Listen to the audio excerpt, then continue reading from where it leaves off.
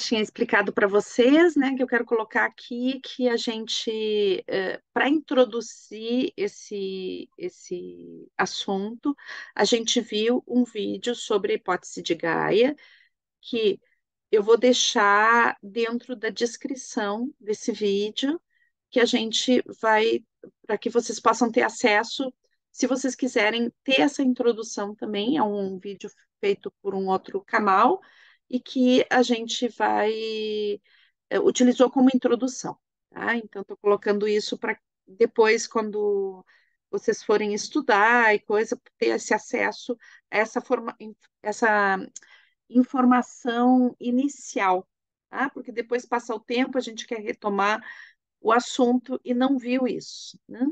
E então, vamos ver dentro dos aspectos biológicos a forma como a biodança vai ver os aspectos biológicos, né? Se a gente retomar ao modelo teórico de biodança e própria palavra biodança, né, ela remete à questão da biologia. A gente sabe que a biodança começou a sua nomenclatura inicial era psicodança, né? E depois, com o tempo, o Rolando Toro começou a ver que a teoria ela não trabalhava somente com a questão psicológica, né, em termos de trabalhar questões existenciais ou a própria subjetividade de cada participante, mas sim que a gente estava, através da dança e da vivência, se conectando, né, com os nossos potenciais genéticos, então tem uma base biológica importante, e essa base biológica, ela é evolutiva também, né? Então, na realidade, através da prática de biodança, é como que a gente também ativa, né? Ativa esse conhecimento primordial, né? Talvez não como uma questão uh, intelectual, né? Muitas vezes a gente não tem consciência disso, através dessa teoria a gente vai ter uma maior consciência dessa nossa origem, né? Mas sim, a gente vai ter um acesso a essa conexão com a vida, né? Através da vivência, às vezes a gente se dá conta, né? Em nível muito intuitivo, em nível muito vivencial, de que a gente faz parte de uma totalidade, né? E a própria concepção de Rolando é que a vida como um todo é, é uma dança, né? A vida é uma dança de interação entre os vários componentes da vida que existe nesse planeta maravilhoso, né? Esse planeta absolutamente singular, que é o planeta onde a gente vive, e nós fazemos parte desse sistema. Então, quando a gente pensa em princípio biocêntrico, que é o que o Rolando vai nos trazer, né? Eu trouxe essa obra de arte aqui, né? Onde tem uma célula no meio, né? Um, um ser unicelular, e aqui ele vai mostrar um pouquinho a evolução, né? Da vida, então com seres mais, digamos, de uma ancestralidade e que vai resultar nos seres que a gente tem hoje sobre a Terra, né? É uma alegoria sobre isso, né? Mas que é bem interessante, porque nos coloca aqui a humanidade como parte de uma totalidade desse mandala da criação, né? Então, quando a gente viu lá na teoria sobre o biocentrismo, né, a gente viu justamente isso. Não sei se vocês recordam, né? Vou deixar também o link sobre dessa, dessa teoria aqui junto, né? Para que vocês possam pesquisar. Então, a gente viu que, na realidade, dentro dessa visão da biodança, nós não somos o centro da evolução, né? Nós não somos o, o final de uma caminhada evolutiva, mas nós fazemos parte de uma totalidade, né? e da história desse planeta, da história viva desse planeta, e estamos ligados aos outros seres. Então, tudo que a gente faz no planeta, né, tem uma consequência. Né?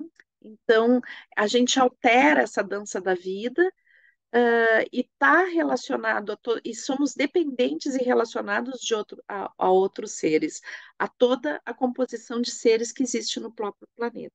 Né? E daí isso vem, né, a falar da, da hipótese que a gente vai trabalhar hoje, né, que é a hipótese de Gaia. Então, eu acho que para a gente falar da hipótese de Gaia, é importante que a gente perceba, né, de onde vem Gaia, de onde vem nosso planeta, né? Então, nosso planeta faz parte de uma totalidade, de um sistema ainda maior, que é o cosmos. E, e cada planeta, né, ele vai ter condições muito diferentes uns dos outros, né? É como que cada planeta tem também a sua manifestação, a sua própria identidade, a sua manifestação singular. Mas como começa tudo isso? Né? Então, a gente pode é, pensar nas cosmogonias. Né? Então, desde que surge a humanidade, começa a contar histórias e se interessar, né, por qual sua origem, começou a surgir as cosmogonias. Então, o que que é uma cosmogonia? É uma história que conta a origem da vida ou a origem do ser humano. Então, os mitos trataram por muito tempo, né, criando cosmogonias que explicavam a origem da vida e da humanidade. Quando surge a ciência moderna, então, essa explicação começa a entrar num outro patamar, né, num patamar que também é científico, né, com o estudo também da astronomia, esse olhar para o céu, né, que vem desde lá da antiguidade, mas com o advento da ciência moderna, e, por exemplo, com o surgimento do telescópio e, e toda essa evolução que é mais recente, né, nos últimos séculos, a gente começou a também criar, a chegar a conclusões sobre, sobre a história do universo, que é a história da Terra, que no final das contas é a história, nossa história como humanidade também, né? Então, além de a gente fazer parte de um sistema que é um sistema planetário, a gente também faz parte de um sistema ainda maior, que é o sistema cósmico. Sempre quando a gente fala de um início, a gente pode falar assim, mas o que que existia antes desse início, né? Se teve um início, existia algo antes. Então, vamos falar de um início que pode ser que existia algo antes desse início, possivelmente existia algo antes desse início, né? Desse suposto início, mas que talvez a nossa percepção seja também muito limitada para poder falar com absoluta abrangência de um início antes do início. Então, digamos que essa cosmogonia que eu vou falar agora é uma cosmogonia científica, né? Mas é uma conclusão mais recente e que pode ser que não seja assim também, tá? Mas é, digamos, uma das hipóteses mais aceitas atualmente, que é a teoria do Big Bang, né? Então, que eu já falei para vocês sobre essa teoria algumas vezes. Só um pouquinho que eu vou beber uma água, pessoal. Então, essa teoria, ela fala, né, que toda matéria que existe no universo, tudo que existe no universo estava super concentrado, né, num, numa pequena, numa pequena dimensão, né? Alguns dizem que é do tamanho de uma laranja, né? Não sei, né?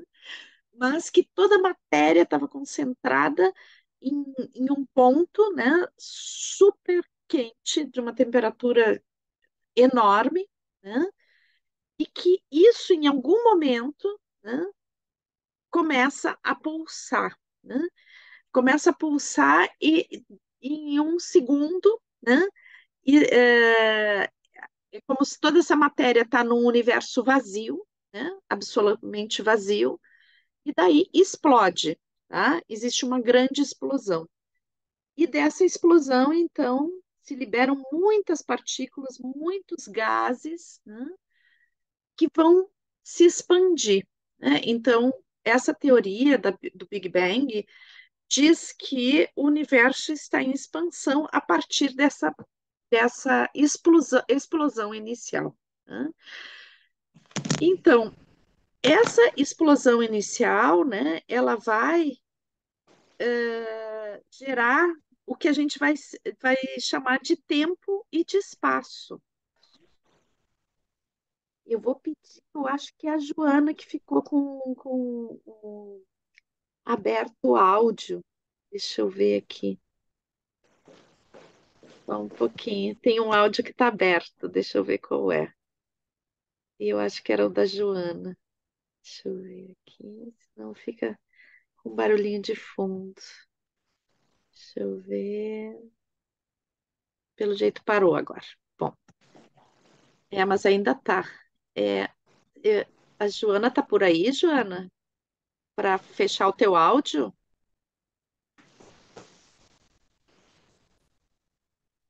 Um pouquinho, pessoal. Não estou conseguindo acessar o áudio dela.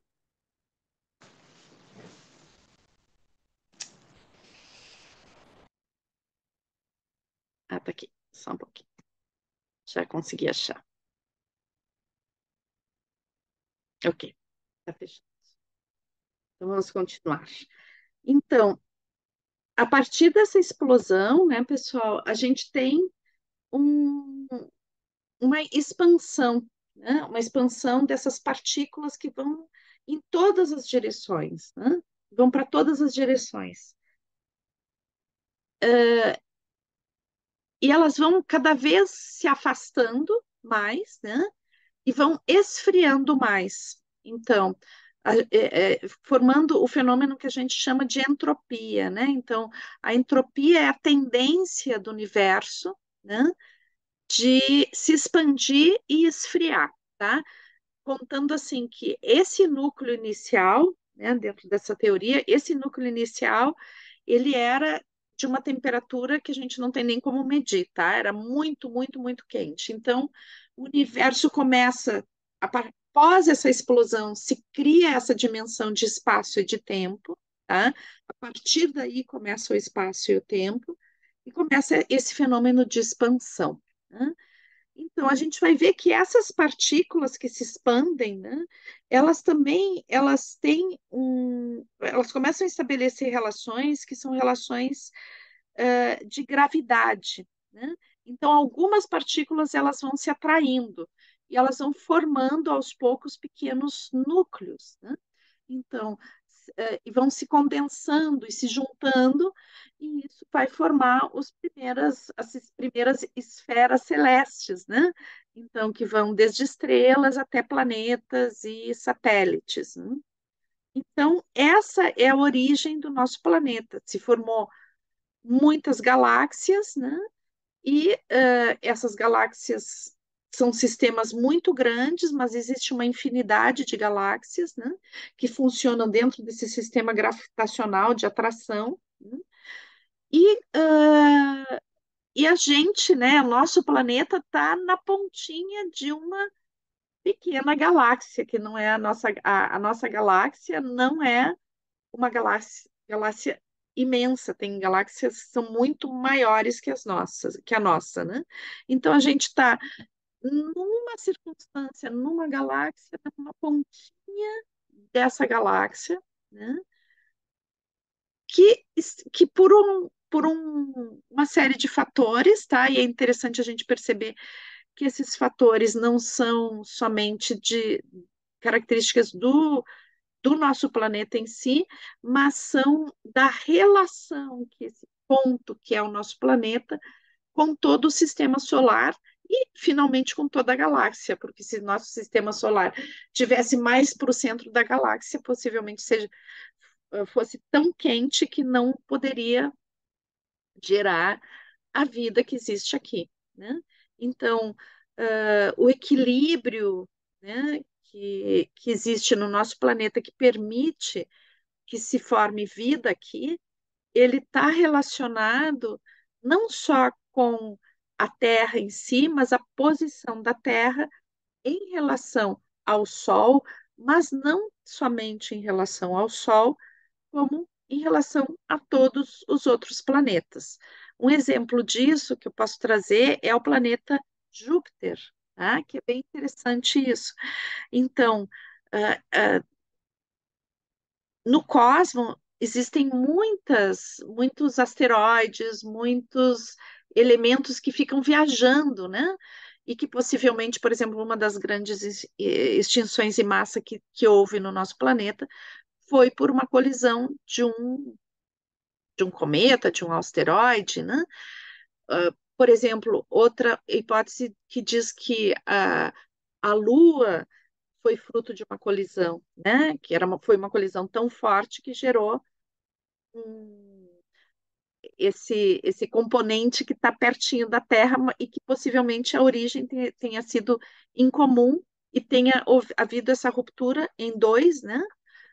Que formando a Lua a partir de uma colisão também, né? Então, essas colisões, tem toda a fantasia distópica a respeito da colisão de um, de um cometa, né, na Terra, que acabaria com a humanidade, etc., né? Então, uma das coisas que é bem interessante, que faz com que na Terra não exista tantas colisões desse tipo, é a presença do planeta Júpiter. O planeta Júpiter tem um campo gravitacional super forte, porque é um planeta imenso, né? Então, ele tende a atrair asteroides para ele.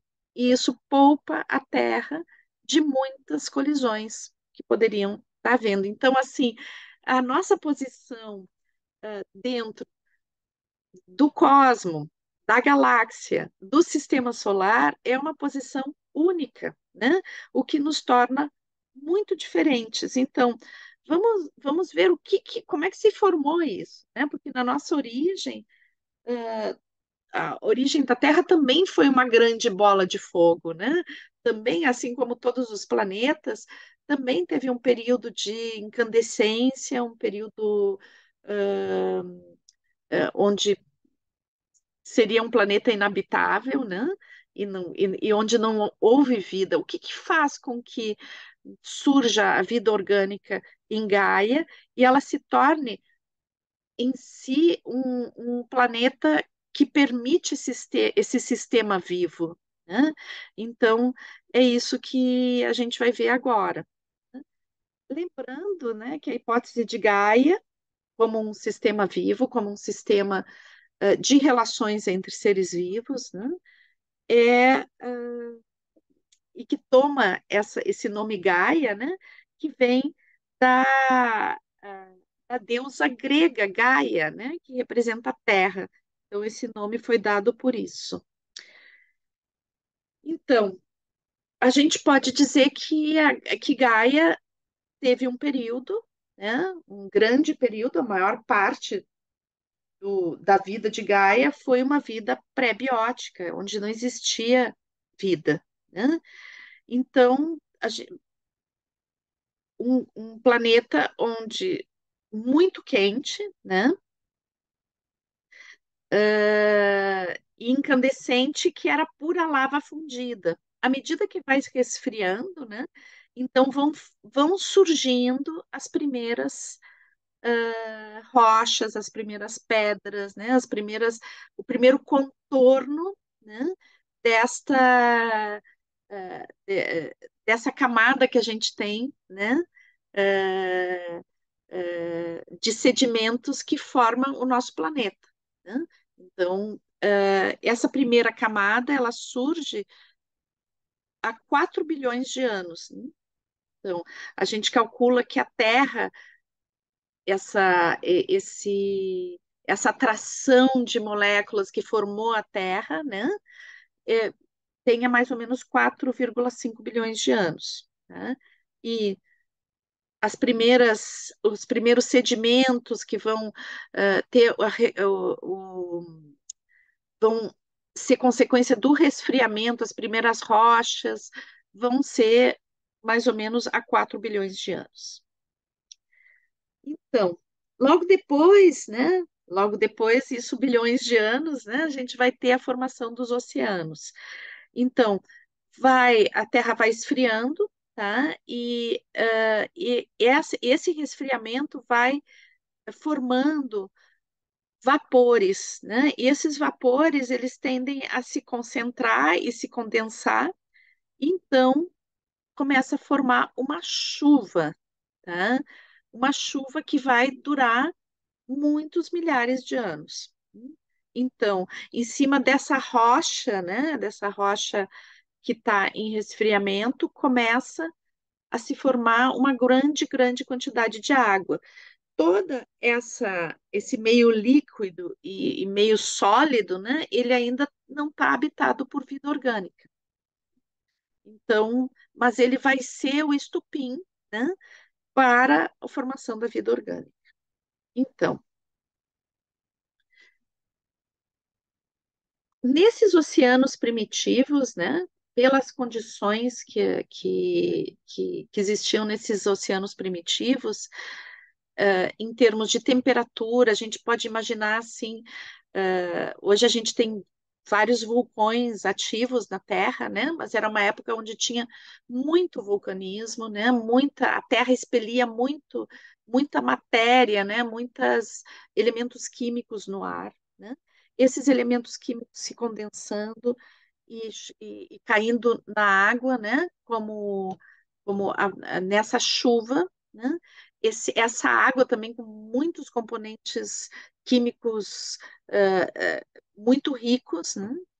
Então, existe uma teoria que diz que esses componentes químicos, né, que caíam na água, que eram hidrogênio, oxigênio, nitrogênio, enxofre, fósforo, né, que são os componentes que vão formar os seres vivos, né? E é interessante a gente perceber que, quando tem essa teoria que diz, né, que a humanidade vem das estrelas, então a gente perceber que esses componentes que formaram a Terra são elementos cósmicos que vêm dessa primeira explosão, tá? Então, à medida que isso se une e vai havendo um resfriamento, existe uma espécie de uma atração, né, desses elementos químicos, né, que vão formando as primeiras moléculas, né? Então, essas primeiras moléculas, elas vão formando o que a gente chama de uh, uh, laços catalíticos, tá? Então, assim, é como que um elemento químico vai servir como um atrator, né? E que vai fazer com que alguns átomos vão se ligando uns aos outros, formando algumas moléculas, né? E essas moléculas vão se compondo, né? Se compondo a ponto de formar uma espécie de um laço, uma estrutura fechada, uma bolinha, né? Então, isso forma como uma membrana, né, onde dentro tem água também, tá? Então, forma um meio interno, né? Uma, uma primeira membrana onde existe agora um dentro e um fora, né? Todo o meio que existe dentro dessa membrana e o, o meio que existe fora. Essa membrana, né, essa união de moléculas, a gente vai chamar de laços catalíticos, ou seja, que existe uma estrutura que se fecha e dentro dessa estrutura se forma um meio interno pela primeira vez, né? Então, esse meio interno, ele faz uma comunicação com o meio externo, mas através dessa membrana, mas existe uma relação que tem a ver com os elementos químicos, com a pressão, que faz com que estruturas entrem e saiam dentro dessa membrana. Ela tem uma espécie de porosidade, mas começa a haver uma autorregulação do que entra e o que sai. Não é algo que acontece sem uma certa regulação, né? Então, uh, uh, essa membrana separa, né? Faz com que exista um meio diferente, interno e externo, e uma regulação de troca entre esse meio interno e externo, né? Bom, obviamente, esse, esses laços, né? Eles vão criando um um sistema químico de código interno. Esse meio interno ele vai ser um meio líquido que vai formar as primeiras estruturas de ADN, que fica solto, tá? Não tem um núcleo que protege esse ADN, mas vai formando, os primeiros seres vivos, né? Então, que seriam as primeiras bactérias que não têm estruturas internas, mas que já tem, a gente pode já dizer que é uma manifestação de vida, né? Então, essas primeiras bactérias são os primeiros seres que surgem na Terra. Quando a gente, por exemplo, essas pesquisas espaciais que mandam sondas para ver se há vida em outros planetas, em geral, essas sondas estão buscando esse tipo de vida aqui, né? Porque a manifestação da vida orgânica, como existe no nosso planeta, é algo muito raro, né? Mas se acredita que em outros planetas possa haver, mais próximos, né? Possa haver um tipo de manifestação de vida já nessa estrutura aqui. Então, os planetas onde existe um meio líquido, onde existe água, né? Existe uma atmosfera, então a gente vai ver que existe essa possibilidade, como houve na Terra, tá? Então, esses são os primeiros seres. Então, o que que acontece? Aí a gente passou muitos milhares de anos, né? Com essas primeiras bactérias, né? E essas primeiras bactérias, elas não eram anaeróbicas, né? Então, elas tinham a produção de energia, mas isso não envolvia uma respiração, né? Agora, elas tinham dentro da produção delas, né, de resíduos, elas produziam, né, uma quantidade bastante grande de um elemento químico, tá, que a gente viu no vídeo, que é o oxigênio, né? Então, a hipótese da primeira grande extinção em massa que houve na Terra tem a ver com o que a gente chama de crise do oxigênio, né? Então, como a gente viu no vídeo, né, o oxigênio ele é um gás que tem com muita fartura aqui no nosso planeta, né? Mas à medida que começou essas bactérias a produzirem oxigênio, né? Essas bactérias anaeróbicas, elas tinham como resíduo oxigênio, e começou a se produzir, ao longo de milhares de anos, uma quantidade imensa de oxigênio, né? Só que o oxigênio é um gás inflamável, né? E então chegou a um ponto de concentração do oxigênio no planeta que corria o risco de tudo ser consumido pela queima desse oxigênio, né? Então a gente esteve muito, muito perto, né, do planeta ficar todo incandescente pela queima do oxigênio que estava sendo produzido em excesso. Mas existe, então, né, a gente não sabe muito bem como isso aconteceu, né? Mas, nesse momento, tá, ao mesmo tempo que começa a ter todo esse oxigênio no ar, né, existe começa a surgir algumas bactérias, né, que eram capazes, né, de respirar o oxigênio e transformá-lo em energia, né? Então, essas bactérias começam a consumir oxigênio, liberando CO2, que são as precursoras das plantas, né? Então, são as primeiras algas, as primeiras eram seres microscópicos que começam a absorver esse oxigênio que havia em excesso e transformá-lo em CO2. Então, todo o ciclo, né, de, uh, do oxigênio com o CO2 começa a se estabilizar a quantidade de oxigênio que existe no planeta, a partir dessa época. Bom, então, começa esses seres procariontes, né? Ou seja, esses seres que são unicelulares e que têm um núcleo com, com ADN solto, começa a existir vários seres que são especializados em um tipo de coisa, um outro tipo de coisa, um outro.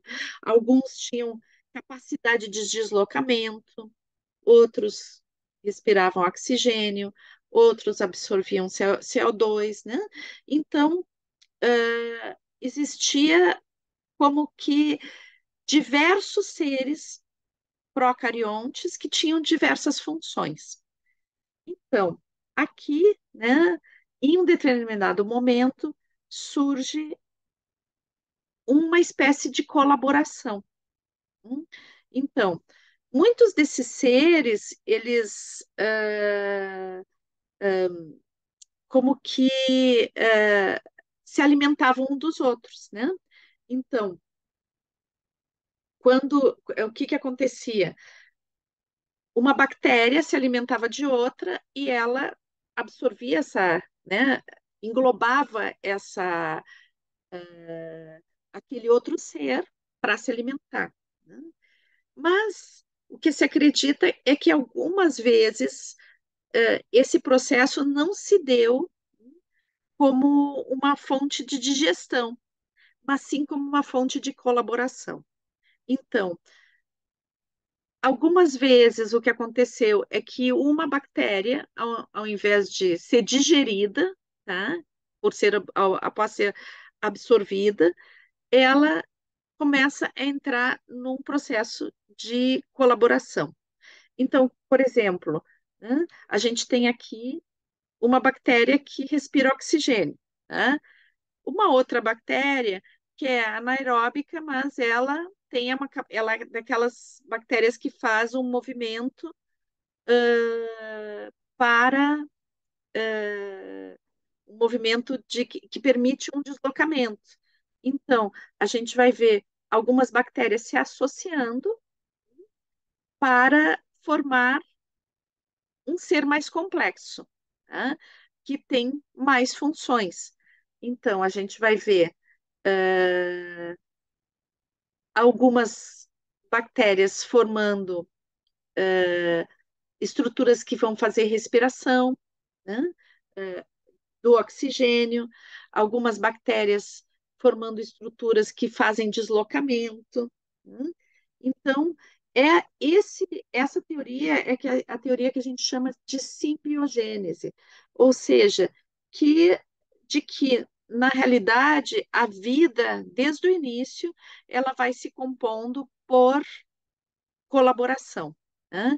Então, que os primeiros seres unicelulares, desde os primeiros seres unicelulares até nós, como seres pluricelulares e que têm uma complexidade muito grande, todos nós dependemos dessa rede de colaboração.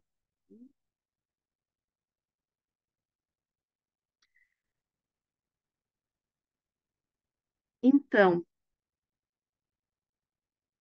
a Lynn Margulis, né, ela vai nos falar, hum, de que as bactérias, a teoria da simbiogênese de Lynn Margulis, né, a Lynn Margulis que tem essa teoria, ela vai nos falar que uma das coisas mais sensacionais, né, mais complexas da vida não são os seres super complexos como o sistema nervoso, etc., como é o nosso caso, mas ela coloca como algo super complexo os próprios seres unicelulares, as bactérias. Ela diz que as bactérias são os seres mais adaptáveis do planeta, né? E daí isso explica tanto a evolução, aquilo que a gente falou há pouco, né? Como a própria, o sistema de colaboração que faz com que as bactérias tenham tanta resistência, tá? Então, como se dá a evolução em nível dos sistemas orgânicos mais pequenininhos, né, que são as bactérias, esses sistemas orgânicos que são absolutamente básicos, né? Então, o que acontece é que as bactérias, elas têm a capacidade, uma capacidade que é só das bactérias, né, de trocar o ADN, né? Então, uma bactéria tem uma determinada característica e que essa característica ela serve para outras bactérias também. Então, o que acontece é que elas são capazes de incorporar, chegar pertinho e passar para outra aquele gene que era necessário para ela, tá? Então, assim, para ela sobreviver. Então, por exemplo, quando a gente toma antibióticos, né, o que que acontece? A gente diz assim, é super importante que a gente não tome exatamente o tempo certo do antibiótico. Por quê? Né? Porque se forma resistência. As bactérias que combate o antibiótico, elas se tornam resistentes. Como é que é isso que se tornam resistentes? Elas têm a capacidade, uma bactéria que é resistente a determinado antibiótico, ela é capaz de passar esse fator genético de resistência a outras bactérias, com esse mecanismo que se mostra aqui, né? Então, ela tem esse gene que a protege desse antibiótico, ela passa para outras bactérias. Com a questão da divisão dessas, a forma de reprodução das bactérias, a divisão e essa troca de, troca genética que se dá numa coisa muito ampla e muito rápida, né? Então, aos poucos, uma colônia de bactérias logo já se torna resistente toda, né? E a Lynn Margulis coloca que o nosso planeta é um planeta coberto por bactérias, né? A gente não as vê, mas elas são presentes em tudo ao redor da gente, dentro da gente, fora da gente, em tudo que a gente está tocando, nesse computador que vocês estão olhando, tudo está cheio de bactérias, tudo está cheio de micro-organismos. E esses micro-organismos têm essa capacidade, né, de trocar genes. Então, isso torna, né, esses seres muito mais adaptados e capazes que os seres mais complexos, teoricamente mais complexos. Bom, então, tem uma teoria que é de Maturana, né? Maturana e Varela, eles trazem a teoria da autopoiesis, que diz que a vida, né, ela tem uma capacidade criativa. Então, a vida, ela tem uma capacidade adaptativa e essa capacidade adaptativa, ela busca sempre uma autocriação. Então, todo o processo evolutivo, ele tem a ver com essa autocriação. E é interessante que, quando a gente vê essa adaptação das bactérias à crise de oxigênio, né, é um exemplo de autopoiesis.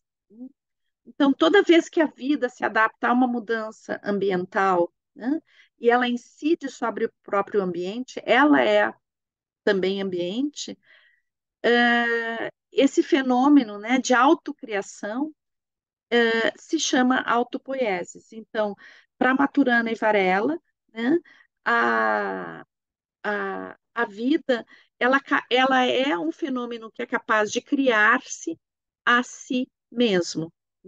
É um fenômeno que criativo, né?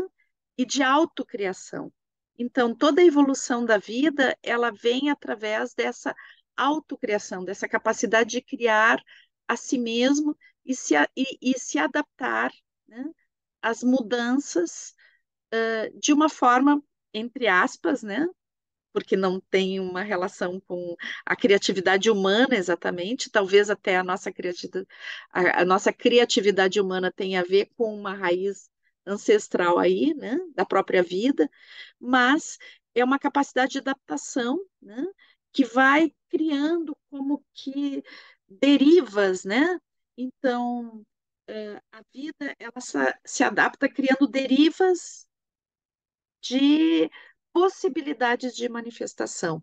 E essas derivas de possibilidade de manifestação, elas são criativas, né, e colaborativas, no senso de que uh, uh, se criam novas possibilidades. Então, este é um fenômeno que ele não é um fenômeno que já aconteceu, ele é um fenômeno que continua acontecendo. Né? Então, esse ciclo evolutivo, ele continua acontecendo. Então, muitas vezes a gente diz assim, nossa, a espécie humana vai destruir o planeta. Né? Então, Alin Margulis dizia assim, que é impossível a gente destruir a vida no planeta. Tá? É uma hipótese da Lynn Margulis. Então, ela diz assim que não, é impossível, mas sim nós podemos gerar uma nova crise de extinção em massa. E que se a gente olhar bem para o que está acontecendo, né, pessoal, a gente já criou uma crise de extinção em massa. E a Annie Margulis diz que uma das possibilidades é a gente gerar a nossa própria extinção. Né? Isso sim pode acontecer. Agora, ela diz assim que mesmo que a gente crie essa situação de uma sexta crise de extinção em massa, e mesmo que a gente desapareça no planeta, as bactérias vão continuar no planeta e elas vão continuar criando ciclos evolutivos, vão continuar se colaborando e vão continuar criando novas possibilidades. Então, que esse planeta vivo, né, dentro dessa questão da autorregulação desse planeta vivo que vivemos, né, nós somos parte de um período evolutivo e que é um período o período que a gente está no planeta é um período relativamente curto. Né?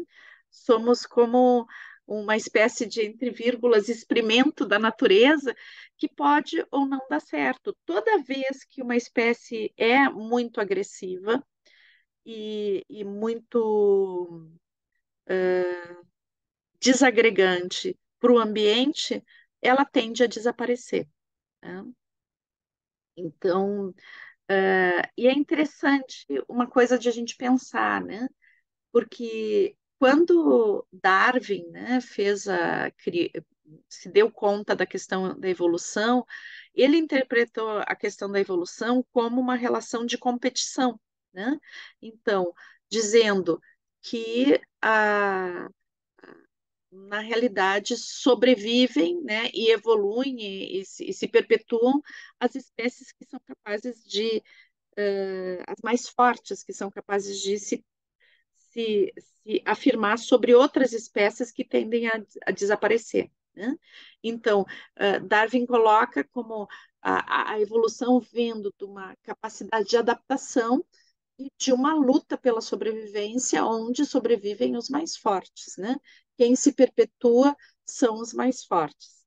Então, uma das coisas que a Lynn Margulis traz, né, é que, na realidade, a vida ela se dá por adaptação, mas se dá por também colaboração. E essa adaptação, em grande parte, ela vem de uma relação de colaboração. Então, é bem importante, né? Eu acho que tem uma questão, quando a gente pensa na vida como uma relação de colaboração, existe uma reflexão que é filosófica também aí, né? Que é bem importante. Eh, Nós, como espécie, somos uma espécie que é capaz de se dar conta do nosso papel dentro dessa colaboração que é a vida nesse planeta, ou somos uma espécie que tem uma característica muito semelhante a um meteoro que bate na Terra e gera uma crise total, né? Então, acho que essas perguntas são importantes de a gente se fazer. Quais são os nossos, qual é o nosso papel dentro dessa dança da vida, né? E como uma espécie que é capaz de consciência de si mesmo, né? E é capaz de uma interação tão importante dentro do planeta, qual o nosso papel dentro da evolução do planeta em si?